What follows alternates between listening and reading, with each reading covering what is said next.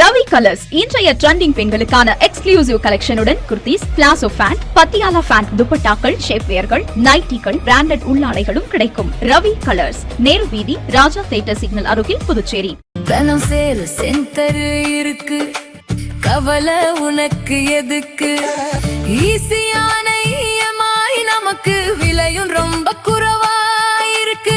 Cooler, fridge, washer எல்லாம் வேற level. கோஸ் pump தனம்ல AC வாங்கி சம்மரை சில் பண்ணுங்க. தனம் சேல் சென்டர், காமராஜ் சாலை, பாண்டிச்சேரி. வணக்கம். முக்கிய செய்திகள். புதுச்சேரியில் என்ஆர் காங்கிரஸ் பாரதிய ஜனதா கட்சியின் பேச்சுவார்த்தையில் தொடரும் இழுபறி. தமிழக வெற்றிக் கழகம் மற்றும் சுயேட்சைகள் ஆதரவுடன் ஆட்சி அமைக்க முடியும் என முதலமைச்சர் அறிவிப்பால் பரபரப்பு. பாரதிய ஜனதா கட்சியின் அழுத்தத்திற்கு பணிந்து முதலமைச்சர் ரங்கசாமி மும்மொழிக் கொள்கையை ஏற்றுக்கொண்டார். விடுதலை சிறுத்தைகள் பொதுச் செயலாளர் ரவிக்குமார் குற்றச்சாட்டு. கட்சியின் வளர்ச்சிக்கு தடையாக உள்ள வைத்திலிங்கம் எம்பி பதவியை ராஜினாமா செய்ய வேண்டும். புதுச்சேரி காங்கிரஸ் கட்சி நிர்வாகிகள் வலியுறுத்தல். புதுச்சேரியில் தேசிய நெடுஞ்சாலைகளில் ஆக்கிரமிப்பு செய்யப்பட்டுள்ள தாபாக்கள், உணவகங்களை அகற்ற வேண்டும். மாவட்ட ஆட்சியர் குலோத்துங்கன் அறிவுறுத்தல். நம்ம பாண்டிச்சேரிக்கு ரிலையன்ஸ் ஃபேஷன் வேர்ல்ட் வந்தாச்சு. குவாலிட்டியான பிராண்டட் ஆடைகள் கம்மியான விலையில. எங்க தெரியுமா?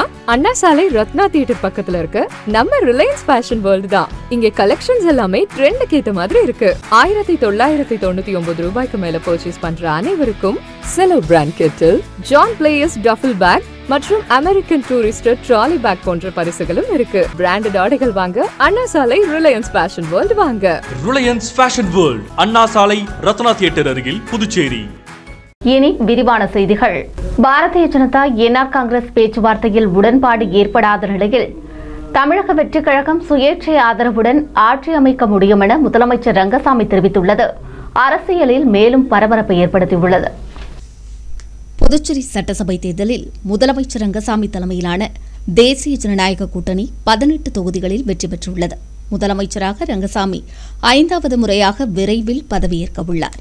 இந்த நிலையில் கூட்டணி கட்சியான பாரதிய ஜனதாவுடன் ஆட்சி அமைப்பது குறித்து ஆலோசனை நடைபெற்று வருகிறது. இதற்காக கட்சியின் மேலிட பொறுப்பாளர்களான மத்திய அமைச்சர் மன்சுக் மாண்டவியா, நிர்மல்குமார் சுரானா ஆகியோர் புதுச்சேரியில் முகாமிட்டு பேசி வருகின்றனர். கடந்த 2021 சட்டமன்ற தேர்தலில் என்ஆர் காங்கிரஸ் 10 இடங்கள், பாரதிய ஜனதா 6 இடங்களில் வெற்றி பெற்று கூட்டணி ஆட்சி அமைத்தது. முதலமைச்சர் உட்பட 4 அமைச்சர்கள் என்ஆர் காங்கிரசுக்கும், சபாநாயகர் மற்றும் 2 அமைச்சர்கள் பாரதிய ஜனதா கட்சிக்கும் பிரிக்கப்பட்டது.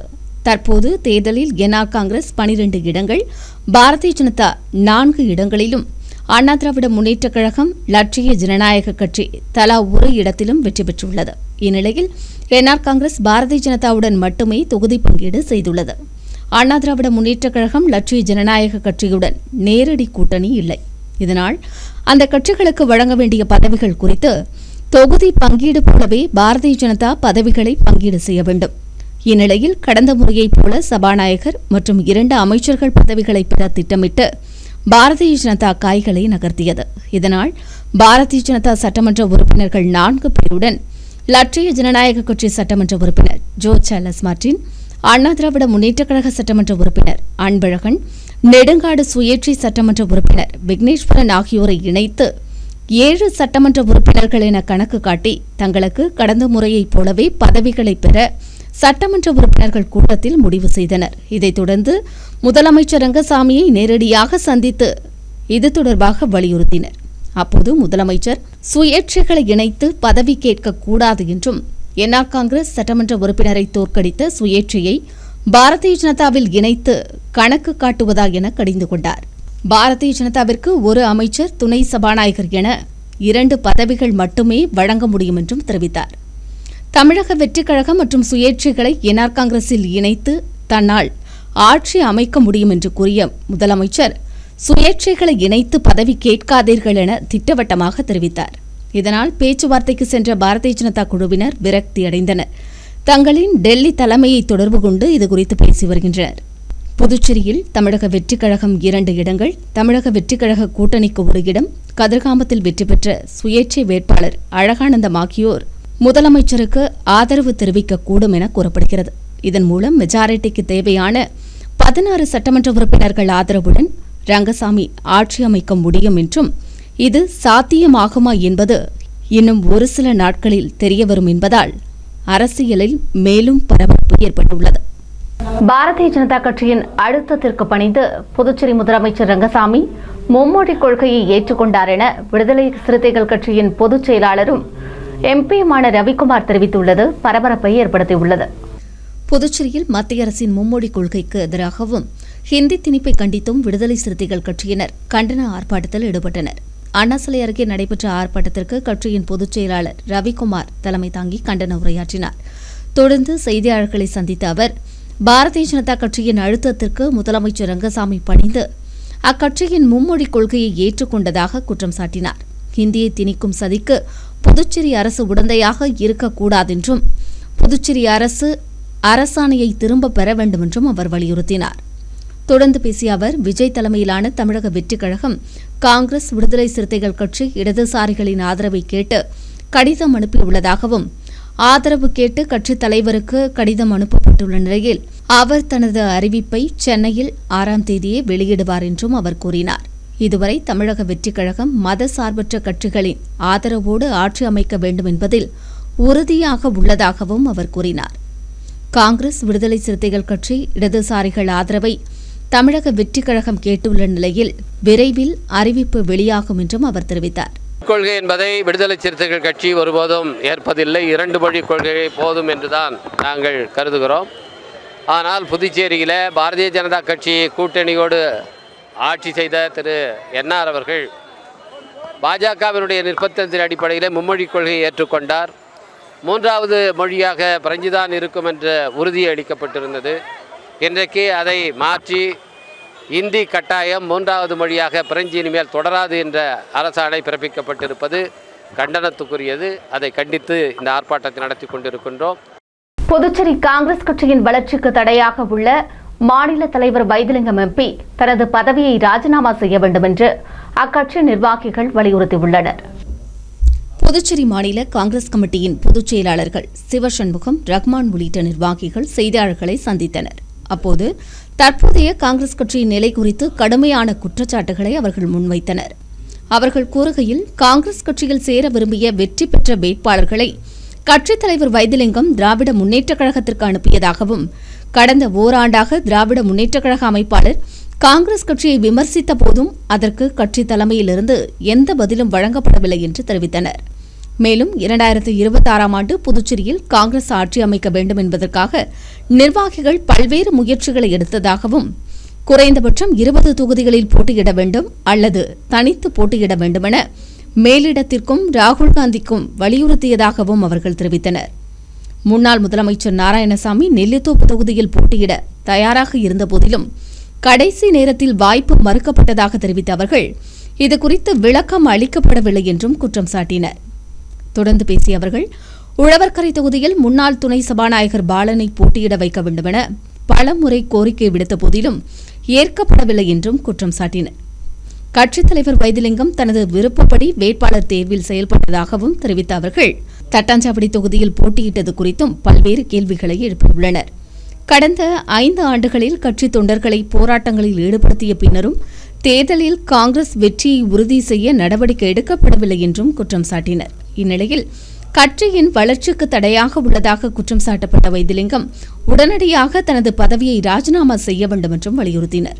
இந்த சந்திப்பின் போது செயலாளர்கள் சரவணன், நந்தா கலைவாணன் உள்ளிட்ட பல நிர்வாகிகள் உடனிருந்தனர். அவர்கள் ராஜினாமா செய்ய வேண்டும், இல்லை என்றால் ராகுல் காந்தி தெளிவா சொன்னார். 18 ஃபார்ம் கொடுத்தாரு. உண்மையாதான் 18 பேர் நில்லுங்க, வெற்றி வாய்ப்பு உள்ள தொகுதியில காங்கிரஸ் நில்லுங்க, இல்லனா 30 தொகுதியிலும் நீங்க ஃபார்ம் கொடுங்கன்னு சொல்லியிருக்காரு. அப்படி செய்யல. தாவேக கூட்டணியும் வைக்கல. திமுக கூட்ட குளறுபடி. இது நீங்க பாருங்க, சிட்டிங் எம்எல்ஏ திமுக இருக்கிற எங்குமே பி ஃபார்ம் கொடுக்கல, நாஜிம் தவிர. நாஜிம் தொகுதியிலையும் அங்க பி ஃபார்ம் கொடுத்துட்டாரு. இவர் முழுக்க இந்த இந்தியா கூட்டணியில் நாங்க பலமுறை காங்கிரஸ் டிகிரேட் பண்ணது, காங்கிரசினுடைய மதிப்பையும் பெயரையும் கெடுத்தது திமுக. ஓடாத வண்டி என்று சொன்னவர் சிவா, காங்கிரஸா என்று அந்த முகமே எங்களை கேவலமாக பார்த்த மாதிரி இருக்கு. ஆனா நீங்க ஜெயிச்சது கூட காங்கிரஸ் கட்சியால் தான் நீங்க ஜெயிச்சீங்க. இன்னைக்கு நீங்க இருக்கிறீங்க 5 தொகுதினா அந்த 5 தொகுதியிலும் காங்கிரஸ் தான் உங்களுக்கு சப்போர்ட்டா இருந்தாங்க. இப்ப நாங்க கடைசியா சொல்ல வருது, மாநில நிர்வாகிகள் அனைவரும், மாவட்ட நிர்வாகிகள், மகளிர் காங்கிரஸ் வட்டார தலைவர்கள் எல்லாருமே மனசு குமுறி போயிருக்காங்க. அவங்க யாரும் வந்து சந்திக்கவே முடியல, வெளியே வந்து அசிங்கமா இருக்கு. அதனால நாங்க நிர்வாகிகளா முடிவு பண்ணி நாங்க இந்த பத்திரிகை சந்திப்பு என்பது தார்மீக பொறுப்பேற்று வைத்திலிங்கம் அவர்கள் உடனடியாக ராஜினாமா செய்ய வேண்டும். புதுச்சேரியில் தேசிய நெடுஞ்சாலை ஓரம் ஆக்கிரமிப்பு செய்துள்ள தாபாக்கள், உணவக உரிமையாளர்கள் தாமாக முன்வந்து கடைகளை அப்புறப்படுத்த வேண்டும் என்று மாவட்ட ஆட்சியர் குலோத்துங்கன் அறிவுறுத்தியுள்ளார். ராஜஸ்தான் பலோடி பகுதியில் 2025ஆம் ஆண்டு நடைபெற்ற சாலை விபத்து தொடர்பான வழக்கில் உச்சநீதிமன்றம் முக்கிய வழிகாட்டுதல்களை தாமாக முன்வந்து விசாரணையை வழங்கி அதை செயல்படுத்துமாறு மத்திய மற்றும் மாநில யூனியன் பிரதேச அரசுகளுக்கு உத்தரவிட்டுள்ளது. உத்தரவின்படி மாவட்ட நெடுஞ்சாலை பாதுகாப்பு பணிக்குழு அமைக்கப்பட்டு அதன் முதல் கூட்டம் மே 6ஆம் தேதி புதுச்சேரி மாவட்ட ஆட்சியர் அலுவலகத்தில் நடைபெற்றது. மாவட்ட ஆட்சியர் குலோத்துங்கன் கூட்டத்திற்கு தலைமை தாங்கினார். கூட்டத்தில் தேசிய நெடுஞ்சாலை ஆணையம், மாவட்ட ஆட்சியர், காவல்துறை, போக்குவரத்து துறை, நகர் மற்றும் கிராம திட்டமிடல் துறை, கொம்யூன் பஞ்சாயத்து ஆணையர், பொதுப்பணித்துறை மற்றும் வருவாய்த்துறை அதிகாரிகள் பலர் கலந்து கொண்டனர். புதுச்சேரியில் உள்ள தேசிய நெடுஞ்சாலைகளின் ஓரம் ஆக்கிரமிப்பு செய்துள்ள அங்கீகரிக்கப்படாத தாபாக்கள் மற்றும் உணவகங்களை அகற்ற வேண்டும், தேசிய நெடுஞ்சாலைகளில் பழுதாகி நிற்கும் வாகனங்களால் ஏற்படும் விபத்துகளை தவிர்க்க மாவட்ட நிர்வாகம் முறையான வழிகாட்டுதலை உருவாக்கியுள்ளதாகவும் அதன் அடிப்படையில் ஒவ்வொரு துறை அதிகாரிகளும் மேற்கொள்ள வேண்டிய நடவடிக்கைகள் குறித்தும் கூட்டத்தில் விவாதிக்கப்பட்டது. மேலும் தேசிய நெடுஞ்சாலை ஆணையம் தேசிய நெடுஞ்சாலைகளில் விபத்து பகுதிகளை அடையாளம் காண்பது, சாலை குறியீடுகள், பிரதிபலிப்பு வசதிகளை ஏற்படுத்துதல், சாலை சீரமைப்பு பணிகளின் நிலை, கனரக வணிக வாகனங்கள் நெடுஞ்சாலையில் அல்லது அதன் பாதையில் நிறுத்தம் செய்ய தடை விதிப்பது குறித்தும் அறிவுறுத்தப்பட்டது. போக்குவரத்து துறை நெடுஞ்சாலை கண்காணிப்பு குழு அமைத்தல், அந்த குழுவின் செயல்பாடுகளை ஆய்வு செய்து அறிக்கையை மாவட்ட பணிக்குழுவிற்கு சமர்ப்பிக்க வேண்டும் என்றும் உத்தரவிடப்பட்டது. காவல்துறை தினசரி நெடுஞ்சாலைகளில் ரோந்து பணிகளை மேற்கொண்டு போக்குவரத்து விதிகளை கடுமையாக அமல்படுத்த வேண்டும் என்றும் உத்தரவிடப்பட்டது.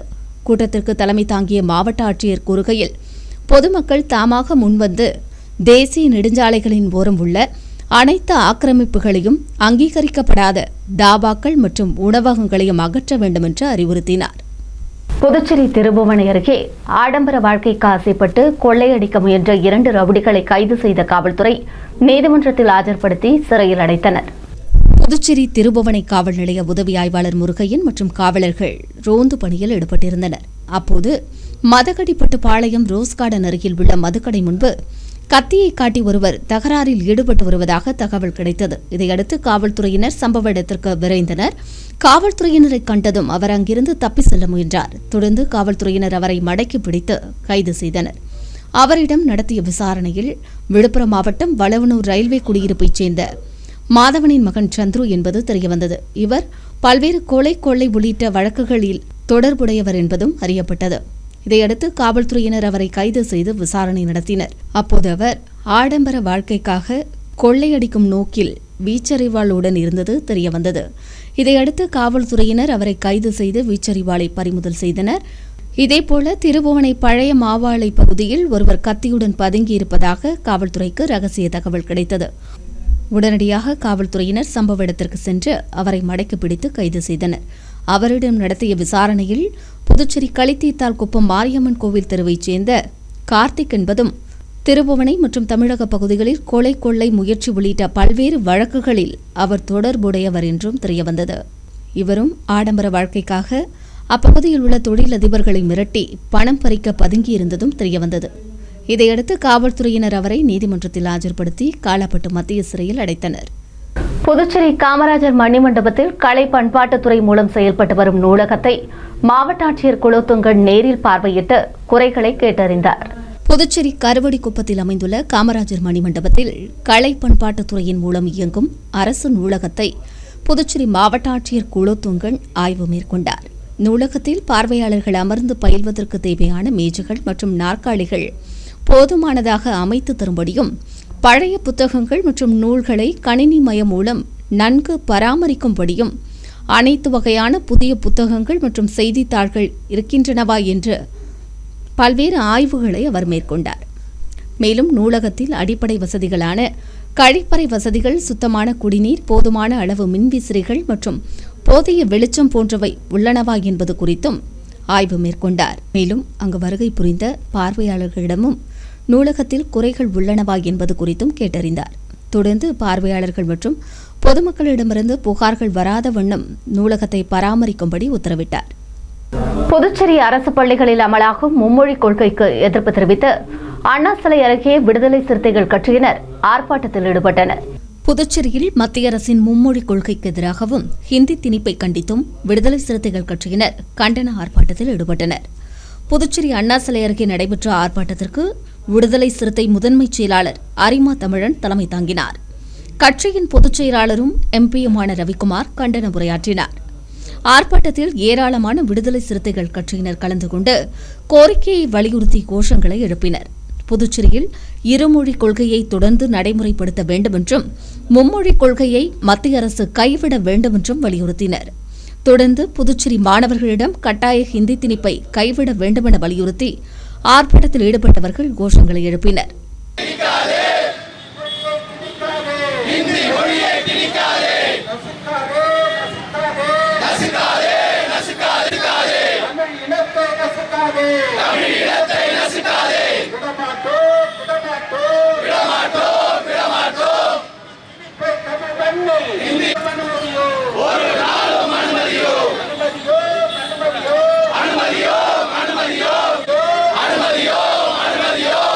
புதுச்சேரி திருவள்ளுவர் அரசு பெண்கள் மேல்நிலைப் பள்ளியில் 11ஆம் வகுப்பிற்கான மாணவர் சேர்க்கை 7ஆம் தேதி தொடங்கப்பட உள்ளதாக தெரிவிக்கப்பட்டுள்ளது.